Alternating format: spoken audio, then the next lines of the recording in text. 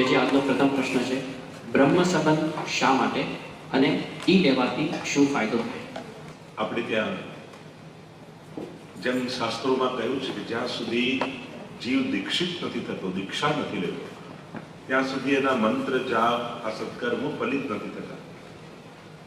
ગુરુ મુખે જ્યારે મંત્રની દીક્ષા ધારણ કરે ત્યારે એ પરંપરામાં જોડાય. કથા એવી છે કે જ્યારે મહાપ્રભુજી ભૂતલ પર પધાર્યા, પવિત્ર એકાદશીનો દિવસ, અને ચિંતા કરી રહ્યા છે કે આ જીવનો પ્રભુ સાથે સંબંધ કઈ રીતે થાય. કારણ શાસ્ત્રોમાં તો કહ્યું છે કે જ્યારે જીવ નિર્દોષ થાય, સર્વ દોષોમાંથી મુક્ત થાય તો પ્રભુ એનો સ્વીકાર કરે. પણ જીવ તો હજારો દોષોથી ભરેલો છે. આપણે તો છોડવા માંગીએ છતાંય છૂટતું નથી. અપરાધો તો ક્ષણે ક્ષણે જાણતા અજાણતા થાય છે. તો શું આપણા જેવા જીવોનો પ્રભુ ક્યારે સ્વીકાર જ નહીં કરે? આ ચિંતા જ્યારે મહાપ્રભુજી કરી રહ્યા હતા કે અનેક દોષોથી ભરેલા જીવનો નિર્દોષ પ્રભુ સાથે સંબંધ કઈ રીતે થાય, અને જ્યારે ચિંતા કરી રહ્યા હતા, મધ્યરાત્રિ પવિત્ર એકાદશીની જે સિદ્ધાંત રહસ્યમાં વર્ણન કર્યું છે, શ્રાવણ શ્યામલે પક્ષે એકાદશ્યામ મહાનિશી સાક્ષાત ભગવતા પ્રોક્તમ તદક્ષર સૌચ્યતે. અને એ સમયે મધ્યરાત્રિએ સાક્ષાત પ્રભુ પ્રગટ થયા અને એમણે આ બ્રહ્મ સંબંધ મંત્ર શ્રી મહાપ્રભુજીના, અને આ બ્રહ્મ સંબંધ મંત્ર છે શું? તો કે શરણાગતિની દીક્ષા છે. આપણે ત્યાં બે પ્રકારની દીક્ષા છે, એક નામ દીક્ષા, બીજું શરણાગતિની દીક્ષા, અષ્ટાક્ષર ને પંચાક્ષર. અને ભગવદ્ ગીતામાં ભગવાન આજ્ઞા કરે છે, સર્વ ધર્માન પરિત્યજ્ય મામ એકમ શરણમ વ્રજ, તું મારી શરણમાં આવ. એમ ભગવદ્ ગીતામાં ભગવાને આજ્ઞા કરી, પણ પ્રોસેસ નથી બતાવી કે શરણમાં કઈ રીતે જવાય. તો આજની રાત્રે પ્રગટ થઈ પ્રભુએ શરણાગતિની પ્રોસેસ આપી છે કે શરણાગત થવાની આ વિધિ, એટલે એને બ્રહ્મ સંબંધ કહીએ છીએ. બ્રહ્મ સાથે આપણો સંબંધ એમ તો અનાદિ છે, પણ એ જીવાત્મા અને પરમાત્માનો સંબંધ છે. અહીંયા જે સંબંધ છે એ સર્વ ભાવનો સંબંધ છે. મહાપ્રભુજી કે સર્વદા સર્વ ભાવેન ભજનીયો વ્રજાધિપ, એટલે કે મારી ભીતર રહેલા સર્વ ભાવો દ્વારા હું ભગવાન જોડે સંબંધ જોડું છું. એટલે કે ત્વમેવ માતા ચ પિતા ત્વમેવ ત્વમેવ બંધુશ્ચ સખા ત્વમેવ ત્વમેવ સર્વમ મમ દેવ, એટલે કે સર્વ ભાવો, આપણે ત્યાં 5 ભાવો કયા છે, એ પાંચો ભાવો સાથે પ્રભુ સાથે સંબંધ જોડું છું. તો આમ આ શરણાગતિની વિધિ એટલે બ્રહ્મ સંબંધ. જેમાં મંત્રમાં આપણે બોલીએ છીએ કે ભગવાનની વિકુટા પડે હજારો જન્મોનો સમય વ્યતીત થવાથી હૃદયમાં જે તાપ ક્લેશનો આનંદ જેને તિરોધાન થયો છે. ભગવાનના અંશ આપણે છીએ, તો અંશ છીએ તો ભગવાન રૂપ હોવા જોઈએ. જે ગુણો ભગવાનમાં છે, કે પેડામાંથી ટુકડો તોડો, મોટા ટુકડામાં જે સ્વાદ અને ગુણ હોય એ નાના ટુકડામાં હોવા જોઈએ. પણ વિખુટા પડે અનેક જન્મો વ્યતીત થઈ જવાથી, એના કર્મબંધનો આદિ લાગવાથી જીવ પોતાનું મૂળ સ્વરૂપ ભૂલી ગયો છે કે હું કોણ છું અને મારે શું કરવું જોઈએ. તો એવો હું જીવ, મારું દેહ પ્રાણ ઇન્દ્રિય અંતઃકરણ, ઇન શોર્ટ આજ સુધી જે કાંઈ પણ મેં મારું માન્યું છે એ આત્મા સહિત પ્રભુ આપને સમર્પિત કરું છું. એટલે પોતાની અહમતા અને મમતાનું વિધિવત સમર્પણ, એનું નામ બ્રહ્મ સંબંધ. કે જીવ પોતાની અહમતા અને મમતા જેને કારણે સંસારમાં બંધાયેલો છે એ બંને પ્રભુના ચરણે ધરી અને પ્રભુ સાથેનો એ શાશ્વત સંબંધને યાદ કરે છે.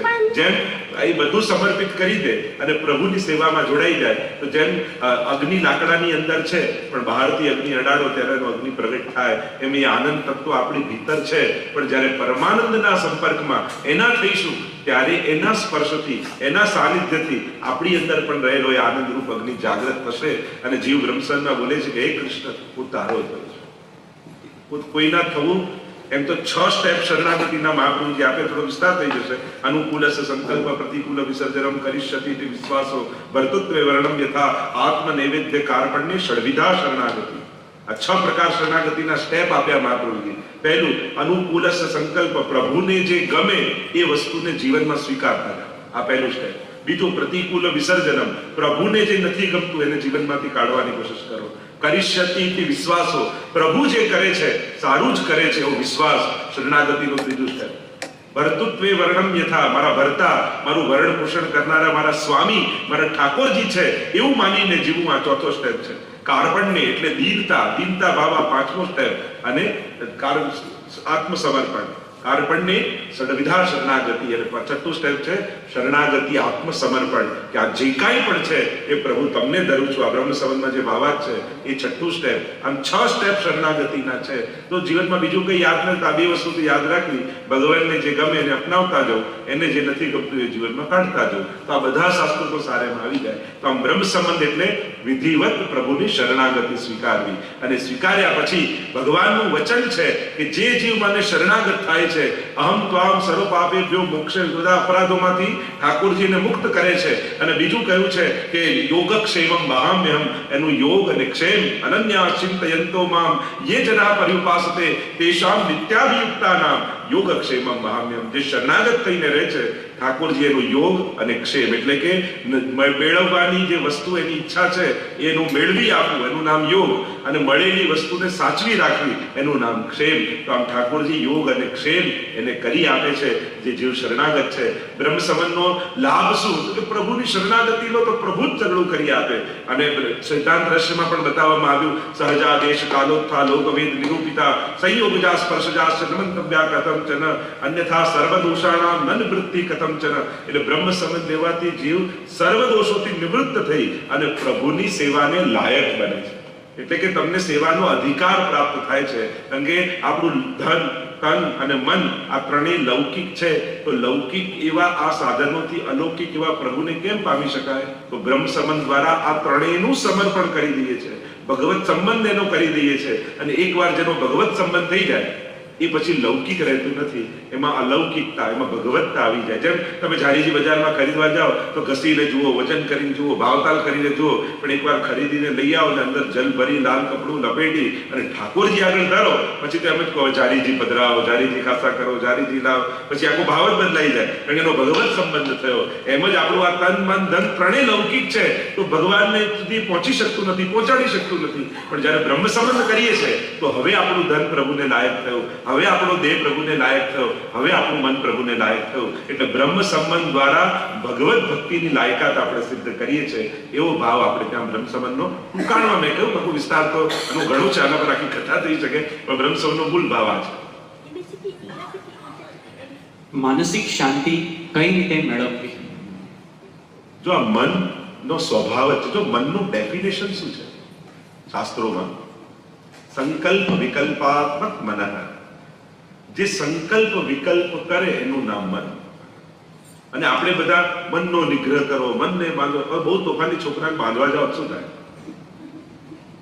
એક વસ્તુ સમજો, જેમ તમારી આંખો બંધ કરીએ તો કેવા બેચેન થઈ જાવ, કારણ કે જોવું એ આંખનો સ્વભાવ છે, એના નેચરમાં છે, એ જોવા માટે જ મળી છે. અને જ્યારે તમે એના નેચરથી દૂર કરો છો તો વ્યાકુળ થાય.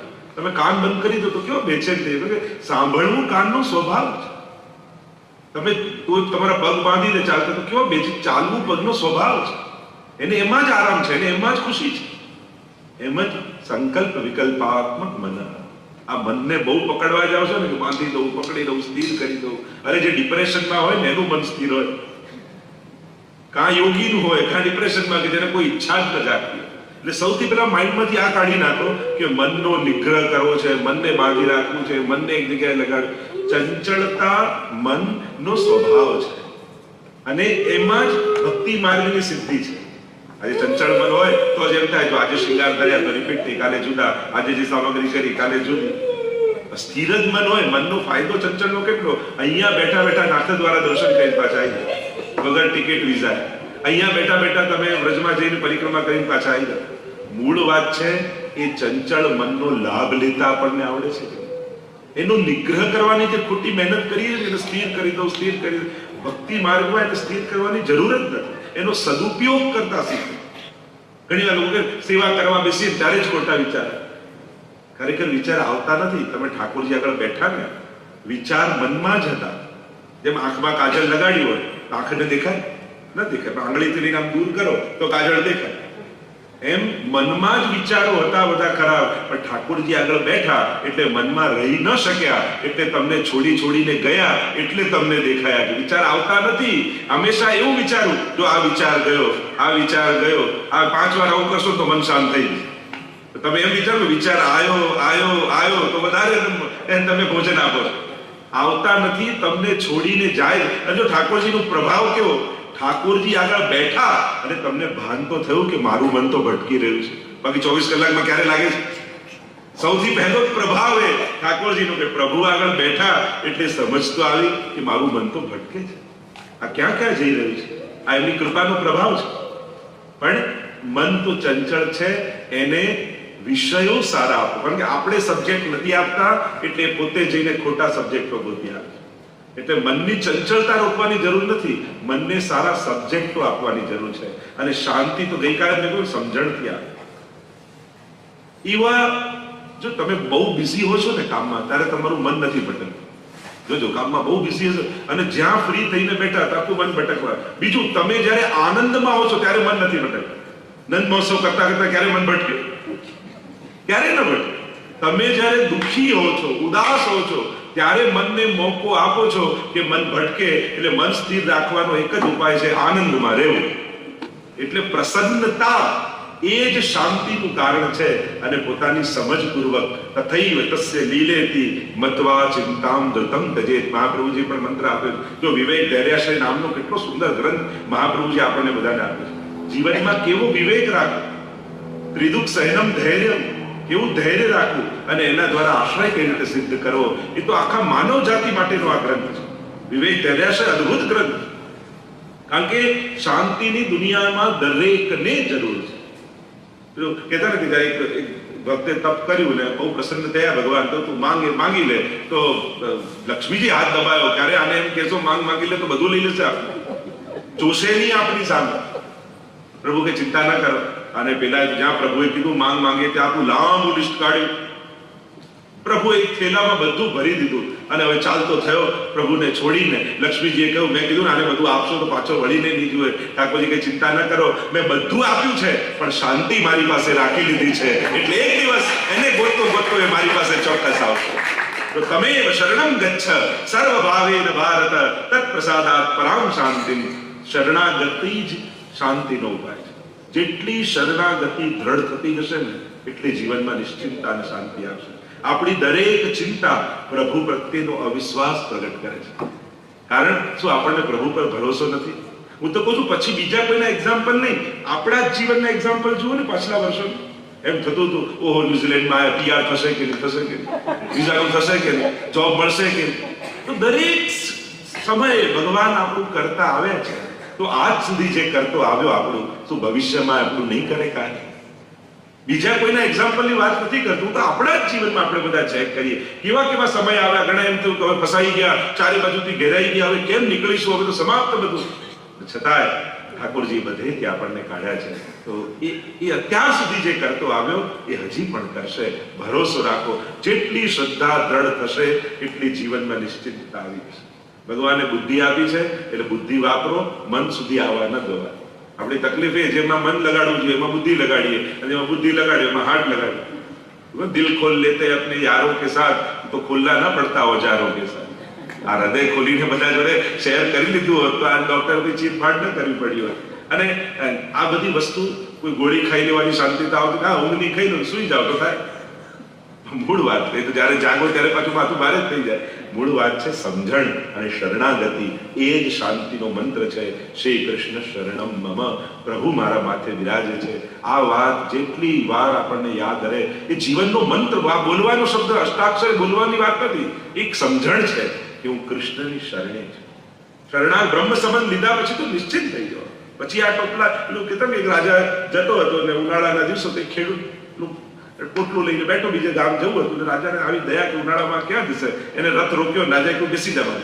અરે મહારાજ આપના રથમાં હું ક્યાંથી બેસું? અરે હું તને પૂછું ને બેસી જા, તને હું ઉતારી દઉં. લોકો ના ના મારો ભારત આપના રથમાં મુકાય, હું તને આજ્ઞા કરું બેસી જા. પેલો ગભરાતો પોટલું લઈને ચડ્યો તો ખરા, પણ પોટલું માથે રાખીને બેઠો. રાજાએ કહ્યું પોટલું તો મૂકી દે. ના એક તો હું બેઠો છું, પાછું પોટલું મૂકી દઉં. આટલો ભાર રથ ઉપર ના આપો. લોકો પણ એ ભાર આમાં જ છે. આપણે બધાએ શરણાગતિ લીધી, બ્રહ્મ સંબંધ લીધા, તોય ચિંતાના પોટલા લઈને ફરીએ છે. પણ પ્રભુના શરણે છીએ એટલે નિશ્ચિત થઈ જવા, કોઈ ચિંતા નહીં. એટલે શરણાગતિનું સ્મરણ કરો, આપણે નિશ્ચિંતા આવશે. શ્રી કૃષ્ણ 11 વર્ષ અને 52 દિવસ પછી મથુરા ગયા. એમને વાંસળી રાધાજીને આપી હતી. તો ફોટામાં કે મૂર્તિઓમાં મોટી વયના કૃષ્ણને વાંસળી સાથે કેમ બતાવે છે? તમે જે મોટી વયના કહો છો તમે, તો આ એક વસ્તુ શાસ્ત્રોક્ત સમજવાની છે. કૃષ્ણ ભક્તિ આપણે ઘણીવાર બહુ કન્ફ્યુઝન છે. કૃષ્ણ માટે પણ કન્ફ્યુઝન છે. કૃષ્ણ બે તત્વ રૂપે થાય છે. એક વિષ્ણુના અવતાર રૂપે પણ કૃષ્ણ છે, અને એક સર્વ અવતારોના અવતારી પરબ્રહ્મ કૃષ્ણ, જેમાંથી બ્રહ્મા વિષ્ણુ મહેશ પ્રગટ થાય છે. આપણે એક પરબ્રહ્મ કૃષ્ણને ભજીએ છીએ. અને સારસ્વત કલ્પના દ્વાપરમાં જે પરબ્રહ્મ કૃષ્ણ છે એ પોતે નંદ બાબાને ત્યાં પ્રગટ થયા હતા. એટલા માટે આપણા આરાધ્ય પ્રભુ કોણ છે કે સારસ્વત કલ્પના દ્વાપરમાં પ્રગટેલા શ્રી કૃષ્ણ. બાકી દરેક કલ્પના દ્વાપરમાં કૃષ્ણ અવતાર થાય છે, દરેક કલ્પમાં થાય છે, પણ એ દરેક કલ્પમાં પ્રગટતા કૃષ્ણ એ અવતાર રૂપે હોય છે, પૂર્ણ પુરુષોત્તમ નથી હોતા. કેવળ સારસ્વત કલ્પના દ્વાપરમાં. જો અન્ય પુરાણો કરતા ભાગવતજીની મહત્તા કેમ છે? ભાગવતજીની મહત્તા અન્ય પુરાણોમાં પણ કૃષ્ણ કથા આવે છે, પણ ભાગવતજીની મહત્તા એટલા માટે છે કે એમાં સારસ્વત કલ્પની લીલા છે, એ પૂર્ણ બ્રહ્મ કૃષ્ણની લીલા છે. તો ઠાકોરજીમાં આ બે ધર્મ, એક નિત્ય લીલાવાન કે પ્રભુની લીલાઓ નિત્ય છે, અને બીજું વિરુદ્ધ ધર્માશ્રયતા. આપણે ભલે કહીએ 11 વર્ષ 52 દિવસ ઠાકોરજી બિરાજ્યા, પણ જો તમે શિક્ષાપત્ર વાંચ્યું તેમાં વિરુદ્ધ ધર્માશ્રયનો ગુણ ભગવાનનો બતાવ્યો. પ્રભુ કેવા છે? એક જ ક્ષણે બાળક પણ છે અને એ જ ક્ષણે કિશોર પણ છે. એક જ ક્ષણે અબૂધ પણ છે, એ જ ક્ષણે સર્વજ્ઞ પણ છે. એક ક્ષણે નિર્બળ છે, એ જ ક્ષણે સબળ પણ છે. આવો વિરુદ્ધ ધર્માશ્રયતાનો ગુણ ઠાકોરજીમાં બિરાજે છે. અને એટલા માટે તમે પીછવાઈઓ જોશો ને તો ત્યાં તમને કોઈ બાલકૃષ્ણ નહીં દેખાય, બધા કિશોર વયના ઠાકોરજી દેખાશે. કારણ નંદાલયમાં એ બાલક છે, પણ જ્યારે નિકુંજમાં પધારે છે ત્યારે કિશોર વયના થઈ જાય છે. આ વિરુદ્ધ ધર્માશ્રયતાનો ગુણ પ્રભુની અંદર બિરાજમાન છે. એટલે સદાય વ્રજમાં એ બાલક પણ છે, સદાય કિશોર પણ છે. અને એટલા માટે આ જે વેણુનાદ કરતા મોટા બતાવવામાં આવે છે વ્રજની જ લીલાઓ, પણ એ કિશોર લીલા છે બધી. જ્યાં બાલ લીલા હોય ત્યાં બાલક બની જાય, અને જ્યાં મોટા હોય ત્યાં કિશોર થઈ જાય. એટલે તો આપણે કહ્યું સર્વદા સર્વ ભાવે. એક બહુ મોટી ગેરસમજ છે. શું પુષ્ટિ માર્ગમાં લોકો કહે છે કે અહીંયા તમારે બાલકૃષ્ણની સેવા ને? ના, 7 સ્વરૂપમાં બાલકૃષ્ણ કેટલા? એક જ ને, બાકી બધા મોટા જ છે. 7 સ્વરૂપમાં તમે જુઓ બધા મોટા જ છે. બાલકૃષ્ણની સેવા નહીં, બાલ ભાવની સેવા. આ બંનેમાં ફરક છે. યશોદાજી માટે ઠાકોરજી 100 વર્ષના થઈ જાય ને તો એમના હૃદયમાં તો બાલ ભાવ જ રહે. બાલ ભાવ અને બાલ કૃષ્ણ બંનેમાં ફરક છે. તો અહીંયા સર્વ ભાવની સેવા છે. એટલે કે મર્યાદા માર્ગમાં જેવું સ્વરૂપ હોય એવો જ અનુભવ કરાવે, અને પુષ્ટિ માર્ગમાં ભક્તનો જેવો ભાવ હોય એવા ઠાકોરજી થઈને અનુભવ કરાવે. આ પુષ્ટિ પુરુષોત્તમનો ફરક. એટલે અહીંયા તમે જે ભાવ લઈને પ્રભુ પાસે જાઓ, ઠાકોરજી એવા થઈને તમારા ઉપર કૃપા કરે. આપણે ત્યાં તો વાર્તામાં પ્રસંગ આવે છે કે પેલા એક માજીને ત્યાં મદન મોહનલાલજીને ખાડુ ઠાકોરજીનું સ્વરૂપ બિરાજતું, અને એને બીજા કોઈ ઠાકોરજી જોયા જ નતા. હવે એકવાર યાત્રામાં જવાનું હતું એટલે ઠાકોરજી ત્યાં પધરાવી ગયા એક વૈષ્ણવને. તેને ત્યાં બાલકૃષ્ણલાલજી બિરાજતા, એટલે માજીને ત્યાં પધરાવી ગયા પેલા વૈષ્ણવ. અને એને તો ચાપીજી માજીએ ખોલી. માજીએ મદન મોહનલાલજી સિવાય કોઈ જોયા જ નતા, અને પેલાને ત્યાં બાલકૃષ્ણલાલજી પેલા વૈષ્ણવ એ પધરાવી ગયા અહીંયા. અને માજીએ જ્યાં ચાપીજી ખોલી અને વળેલા ઠાકોરજી જોયા એટલે તેવું કરે ઠાકોરજી ઠંડી લાગી ગઈ. આ પેલો વૈષ્ણવ ધ્યાન રાખતો નથી. ગુસાઈજી કેવા ને ત્યાં ઠાકોરજી પધરાવી દીધા, આ ઠંડીમાં સાચવતો નથી, બિચારા ઠંડીમાં કેવા કકડીને વળી ગયા. એટલે પેલાએ તો ગરમ તેલ કર્યું, બધા પદાર્થો પધરાવ્યા અને માલિશનું તેલ બનાવી અને ઠાકોરજીના ચરણાવીમાં ઘસવા લાગી કે એમના ચરણ ઠીક થઈ જાય. પ્રભુ વિચાર કરે કે વાંક પેલા વૈષ્ણવનો નથી, વાંક ગુસાઈજીનો નથી, પણ જો હું ઊભો ન થયો તો મારો વાંક ચોક્કસ. કેમ કે એને મદન મોહનલાલજીમાં જ ભાવ હતો. તો એ બાલકૃષ્ણલાલજી ઠાડા થઈને મદન મોહનલાલ બની. અને એ સ્વરૂપ આજે પણ મથુરામાં બંગાળી ઘાટમાં મદન મોહનલાલજીનું મંદિર છે, ત્યાં બિરાજે જે બાલકૃષ્ણલાલજીમાંથી મદન મોહનલાલજી થાય. તો આ ફરક છે. બાલ ભાવની સેવા છે, બાલકૃષ્ણની નહીં. તો પ્રભુ સદાય બાલક પણ છે અને સદાય કિશોર પણ છે. આ વિરુદ્ધ ધર્માશ્રય લીલાને કારણે આપણે ત્યાં આ રીતે મોટા સ્વરૂપ દેખાય છે. શ્રી યમુનાજીને મહારાણી કેમ કહેવામાં આવે છે? આપણે ત્યાં ઠાકોરજીની ઈચ્છા શક્તિનું સ્વરૂપ એ રાધાજી છે. અને ઠાકોરજી સૌથી પહેલા તો આપ સૌને આજે યમુનાજીના ઉત્સવની વધાઈ. આજે યમુનાજીનો ચૈત્ર સુદ છઠનો ઉત્સવ છે. આ બધાને ખૂબ ખૂબ વધાઈ યમુનાજીના ઉત્સવની. પ્રશ્ન પણ આવ્યો એટલે સારું થયું. તો ઈચ્છા શક્તિ રાધાજી છે અને ઠાકોરજીની કૃપા શક્તિનું મૂર્તિમંત સ્વરૂપ એ શ્રી યમુનાજી. અને યમુનાજી સ્વયં સંયોગીની શક્તિ છે. અને એ જીવ ખોટા પડેલા જીવોને પ્રભુની લીલામાં પહોંચાડનારા છે. યમુનાજી પર તો ઘણી બધી મહારાણી શબ્દ પર તો ઘણી આખી લાંબી ચર્ચા થઈ શકે, પણ એ જીવને પ્રભુ સુધી સંબંધ કરાવનારી સંયોગીની શક્તિ રૂપ છે, એટલે એને મહારાણી કહેવાય છે. એટલે જ આપણે ત્યાં કહ્યું ને કે લક્ષ્મીજી સાથે પણ એની સરખામણી કઈ રીતે કરી શકાય? કારણ કે પ્રભુની સેવામાં કોઈ આવે તો લક્ષ્મીજી એને શોખ ગણે કે મારી સેવા ગઈ, મારી સ્વતના, અને યમુનાજી એને સખી ગણે કે ચલો પ્રભુની સેવામાં એક સખી વધી છે.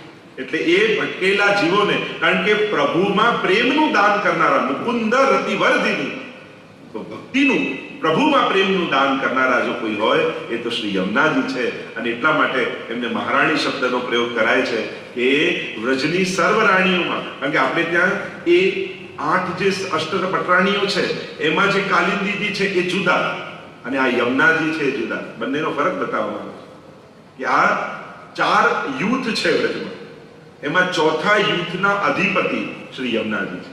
એટલે કે નમત કૃષ્ણ પૂર્ય પ્રિયામ, પૂર્ય એટલે ચતુર્થ. પહેલું યુદ્ધ નિત્ય સિદ્ધા ગોપીજનો, સ્વામીજી એના અધિષ્ઠાત્રી, લલિતાજી, ચંદ્રાવલીજી, અને ચોથા રાણી શ્રી યમુનાજી, જે કુમારિકાઓએ કાત્યાયની વ્રત કર્યું અને ત્યારે એમના મનોરથ પૂરા, કારણ કે એમની કૃપાથી રાસનો અનુભવ એમને થયો. તો જે રાસનું દાન કરાવનારા છે એ રાણી નહીં પણ મહારાણી છે. એટલા માટે યમુનાજી આગળ મહારાણી શબ્દનો પ્રયોગ કર્યો છે. સેવ્ય અને પુષ્ટાવેલા ઠાકોરજીમાં શું ફેર છે? નહીં, કે સેવ્ય અને પુષ્ટાવેલા એક જ વસ્તુ થયો કે જેની સેવ્ય કર્યા છે, જેને પુષ્ટ કર્યા છે. એટલે કે જે સેવનીય, જેની સેવા કરીએ એને સેવ્ય કહેવાય. એટલે બંને એક જ શબ્દ છે. ગૌસ્વામી 108 નો અર્થ સમજાવો. જેમ ગુસાઈજી હતા તો શ્રી વિઠ્ઠલનાથજી, એમને જ્યારે આખા ગોકુલમાં ગાયોની રક્ષા કરી ત્યારે અકબર બાદશાહે આપનું સન્માન કરી આપને ગોસાઈ પદવી આપી. અને ત્યારથી ગોસ્વામી કે ગાયોના સ્વામી, ઇન્દ્રિયોના સ્વામી એટલે શબ્દ વપરાય ગોસ્વામી. એ પાછળથી વલ્લભકુલની અટક થઈ ગઈ. નહીં તો તૈલંગ કુળમાંથી પ્રગટ થયા હતા, પણ પછી જ્યારે અકબર બાદશાહે સન્માન પદવી આપી ગોસાઈની, અને એ ગોસાઈની પરથી ગોસ્વામી સરનેમ થયું. 108 એટલા માટે કે આપણે ત્યાં દરેક વલ્લભકુલમાં વલ્લભનો ભાવ રાખે. અને સર્વોત્તમ સ્તોત્રમાં 108 નામ મહાપ્રભુજીના છે. એટલે એવો ભાવ રાખી કે આ 108 નામ શ્રી વલ્લભ રૂપે આમાં બિરાજમાન છે, અને પાછળ પછી એમનું નામ આવે કે આ નામ આમનું છે. જ્યારે પણ વલ્લભકુલને દંડવત કરીએ છીએ ત્યારે ભાવ વલ્લભનો જ રાખીએ, કારણ કે એ ભાવથી કરી તો પછી આશીર્વાદ પણ પછી અમારા નહીં, પછી તમને આશીર્વાદ પણ મહાપ્રભુજીના જ લાગે છે. તમે મહાપ્રભુજીનો ભાવ રાખીને વંદન કરો તો આશીર્વાદ કોઈ વ્યક્તિના નહીં, વલ્લભના જ લાગે છે. તો હંમેશા જ્યારે પણ કોઈ પણ આવા તત્વ યા એવા સ્થાનમાં જઈએ ત્યારે ઉત્તમ ભાવ રાખીને, વૈષ્ણવ પણ મળે તો વૈષ્ણવ માટે પણ દમલાજીનો ભાવ રાખીને મળવું, ઉત્તમ ભાવ રાખીને મળવું. કારણ કે જે ઉત્તમ ભાવના આપણી છે તે ઉત્તમ ફળની પ્રાપ્તિ આપણને થાય. તો એટલા માટે આ એ ગોસ્વામી શબ્દ આ ગાયોના સ્વામી તરીકે અટક તરીકે આવે છે. ભાઈ પરિવાર તરફ છે. ગુરુજી સૌપ્રથમ અમારા પરિવાર તરફથી દંડવત પ્રણામ. એનો પહેલો સવાલ માળા તિલક વિશે સમજાવશો. એટલે જેમ આપણે ત્યાં વૈષ્ણવતાના જે લક્ષણ યા વૈષ્ણવ થવાના, સેવા કરવાના જે ચિહ્ન ધારણ કરીએ છીએ, એક તો શાસ્ત્રોમાં એ આજ્ઞા છે દેવમ ભૂત્વા દેવમ યજેત, દેવો ભૂત્વા દેવમ યજેત. જેને ભજો છો એવા થઈને ભજો. અને એટલા માટે અમુક ચિહ્નો આવે કે જેને જેમ મહાદેવજીને કોઈ ભજતું હોય તો ભભૂત લગાડીને ભજે, જેમ માતાજીની કોઈ ઉપાસના કરતું હોય તો ચુંદડી, નથ, આ બધું રંગ પેલું લગાડીને, કંકુ લગાડીને ભજે. અને શાસ્ત્ર આજ્ઞા એવી છે દેવો ભૂત્વા દેવમ યજેત, તમે જેની ઉપાસના કરો છો એવા થઈને કરો. તો આપણે વિષ્ણુની ઉપાસના કૃષ્ણની કરીએ છીએ, એટલે આપણે ત્યાં એક ક્રમ છે કે તિલક જે ભગવાન ધારણ કરે છે અને શંખ, ચક્ર, ગદા, પદ્મ એ પણ ચિહ્નો ધારણ કરવામાં આવે. તો એ ચિહ્નો ધારણ કરી એના જેવા થઈ એને ભજવાનો પ્રકાર છે. અને બીજો ભાવ, આ મૂળ શાસ્ત્રોક્ત પ્રકારની વાત કરું છું, બીજો એક ભાવ આપણે ત્યાં એ છે કે આ તિલક શું છે તો કે ઠાકોરજીનું ચરણારવિંદ. જેમ આમ કોઈનું ચરણ પગ આમ હોય તો કેવું આમ થઈ જાય, તો એ ચરણારવિંદ આપણા મસ્તક પર, અને ચરણારવિંદમાં અનેક ચિહ્નો છે. હવે જો એ ચર્ચા કરવા જવું તો ઘણો સમય જાય, કયા કયા ચિહ્નો કયું કયું ફળ આપે. પણ એમાં અંકુશનું ચિહ્ન છે ચરણારવિંદ. એટલે કે આપણું મન પેલા મદમસ્ત હાથી જેવું છે, પણ ઠાકોરજીના ચરણરૂપ અંકુશ એમાં આવે તો એનો નિગ્રહ મનનો થાય અને આપણું ચિત્ત ભગવાનમાં જાય. એટલા માટે તિલક ધારણ કરીએ. પણ મૂળ વાત ઠાકોરજીની શરણાગતિનો એમના ચરણ ચિહ્નનો છે.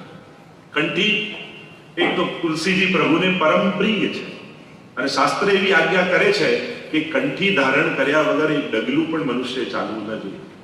એ શાસ્ત્રની એવી આજ્ઞા છે. કંઠી ધારણ કર્યા વગર તમે પાઠ શાસ્ત્ર મંત્ર જાપ કરો તે પણ સિદ્ધ થતા નથી, એવી પણ શાસ્ત્રોની આજ્ઞા છે. અને એટલા માટે આ કોઈ સિમ્બોલ નથી કે આનો સેવક થઈ ગયા, આના શિષ્ય થઈ ગયા, એ બતાવવા માટે નથી. આ પ્રભુ પ્રીત્યર્થ છે એમ શાસ્ત્ર કહે. આપણે એમ માનીએ કે આ તિલક કરવા લોકોને ખબર પડે કે આવીશું, એવું કોઈ આ જાહેરાત કરવા માટે નથી. આ તો આપણી ભાવાત્મકતા છે. કંઠીનો પહેલો ભાવ તો આપણું શરીર બે ભાગમાં વહેંચાયેલું છે, મસ્તક અને ધડ. મસ્તકમાં જ્ઞાન છે અને ધડમાં કર્મ છે, અને આ બંનેને જોડે છે કંઠ. એ ભક્તિ રૂપા છે. અને એટલા માટે કેમ હાથમાં નથી પહેરતા, કેમ માથે નથી પહેરતા, કેમ કંઠી જ કહેવાય, કંઠમાં જ કેમ? કારણ કે આપણું જ્ઞાન અને કર્મ આ બંને ભક્તિમય રહે, એટલા માટે કંઠમાં કંઠી ધારણ કરીએ છીએ. કે આ તુલસીજી જે પ્રભુને પરમ પ્રિય છે, તો હું પણ આ ધારણ કરવાથી પ્રભુની પ્રિયતાને ધારણ કરી શકું, પ્રભુને પ્રિય બની શકું, એટલા માટે તુલસીની કંઠી ધારણ કરવામાં. એના બીજા ઘણા કારણ છે, આ તો સિમ્પલ કારણ. સાત ગાદી વિશે પણ સમજાવશો? એટલે ગુસાઈજીને જેમ સાત લાલજી થયા, તો પાછળથી આપણે એમ કે આ પહેલી ગાદી, આ બીજી, ત્રીજી, ચોથી, આ બધી પાછું આમ ઊંચેથી નીચે નથી, આમ જ છે. એમાં એ લોકો પછી ઉપરથી નીચે નથી. આ તો વલ્લભકુલના ઘરની વ્યવસ્થા કે સાત લાલજી હતા તો 7 સ્વરૂપ પધરાયા, 8 લાલજી હોય તો 8 સ્વરૂપ પધરાયા, 9 લાલજી હોય તો 9 સ્વરૂપ પધરાયા. પણ એમાં વૈષ્ણવે પછી અંદર વેચી લીધા કે આ પહેલા તારા, બીજી મારી, ત્રીજી તારી, ચોથી તારી. આ બધી આપણી અજ્ઞાનતા છે. ગોપાલદાસજી શું કહે? નિત્ય પ્રતિ ક્ષણુ ક્ષણુ શ્રી વલ્લભનો પરિવાર. વૈષ્ણવ માટે તો પ્રત્યેક વલ્લભકુલ સમાન જ હોવો જોઈએ.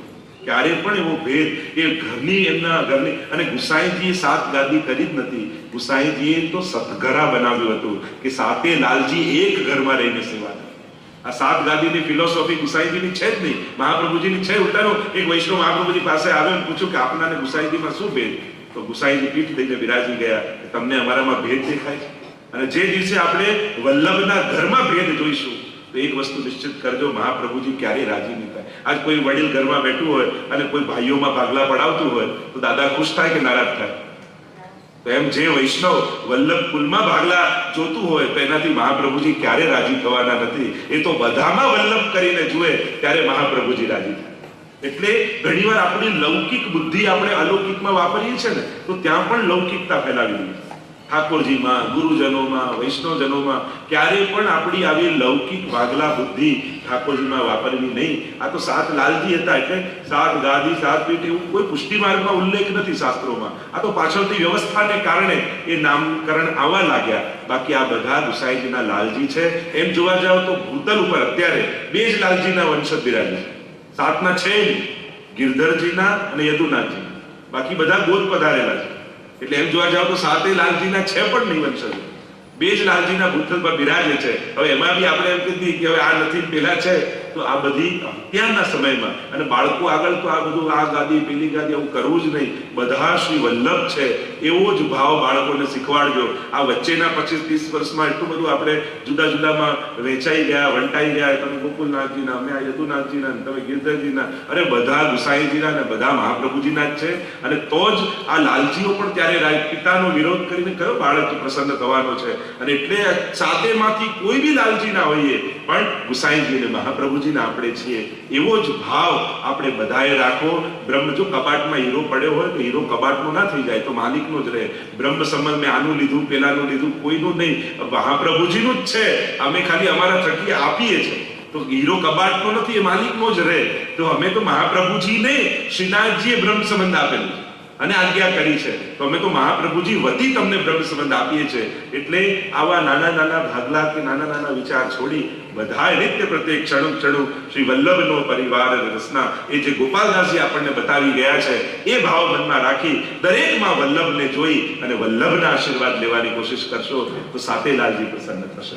તો સાત લાલજી હતા એટલે 7 પ્રકારની વ્યવસ્થા.